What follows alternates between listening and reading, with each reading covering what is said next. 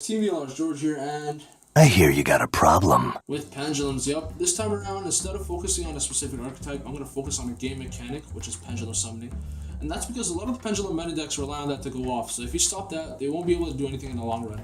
Again, I will specify which cards are better than the others, and I will tell you which one's my personal favorite. So let's get into this. First up, we have Spell Strider from the Dark Illusions, a new card. You can special summon this card from your hand by banishing a face-up spell on both sides of the field. You are banishing one scale, so that means they can't special summon it from the extra deck, but again, it is only one scale. It's good for rank 4 spam, so it has that going for it. Next up is a well-known tech, Ghost Ogre. Level 3 Psychic Tuner, so it's an E-Tele target. Essentially, you chain this to the activation of any face-up card and then it destroys it, it doesn't negate it. The thing with Pendulum scales are, if they're destroyed on activation or after cost, they won't resolve because they have to stay on the field to resolve. So this thing stops meta foes and even Clear Force Scout. It'll also be good for DGs later on, so I would hold on to this or pick them up.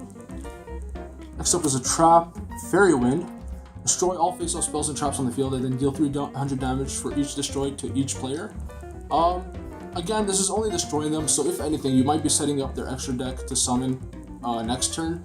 But yeah, it deals damage, burn damage, and that actually might take games once in a while, so it has that going for it. Next up in the same vein is Spell Shuddering Arrow. This is a quick play, so it's the same as Fairy Wind, it's basically a trap. You destroy all of your opponent's face-up spells and then deal 500 damage for each, so the scales when they set them. It's good for burn damage again, it is better than Fairy Wind. But yeah, you're only destroying, so that's not doing too much to stop them if they have more scales on the hand. Next up is cards specifically for the mirror.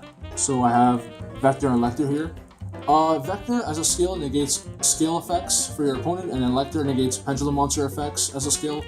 Lector also has the additional effect of when he attacks a pendulum monster in the damage step, they both get destroyed.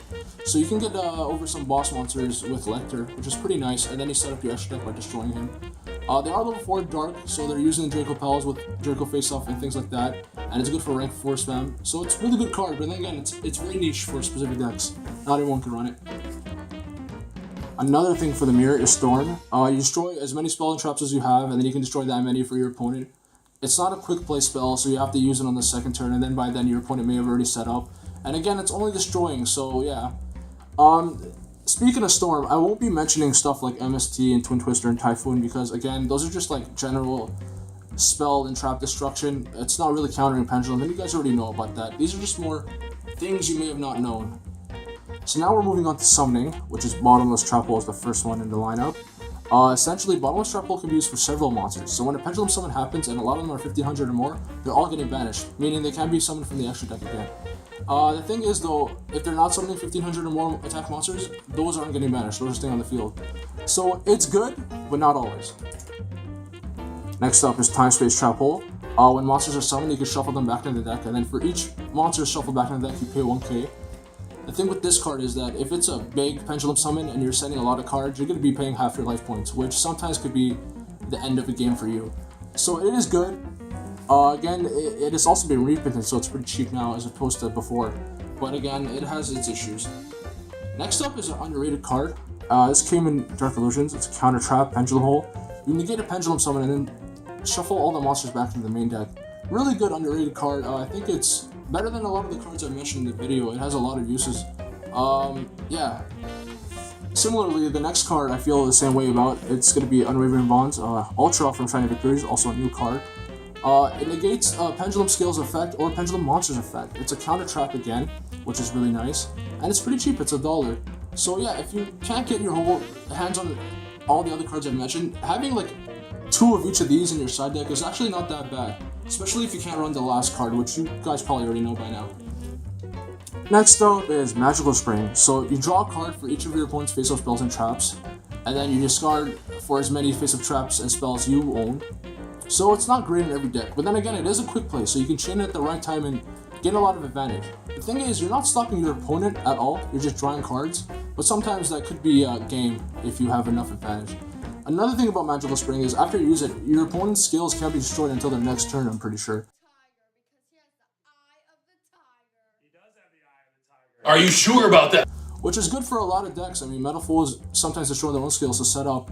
And yeah, it countered Wavering Eyes really hard back in the day. But rip Wavering Eyes, of course. Good card, also cheap. And then finally, last but definitely not least, my favorite counter is going to be anti-spell, for the main fact that pendulum scales can't be set.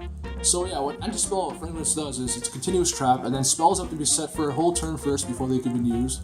And pendulum scales just can't be set, so essentially your opponent can't play their pendulum scales anymore. A lot of people think this card should be banned, but again, it's only like, it's a counter to only one kind of deck, and then even that deck doesn't have a lot of counters. I mean, you saw in this video, there's not a lot of counters for pendulums. So I feel like this should stick around. It keeps the meta healthy.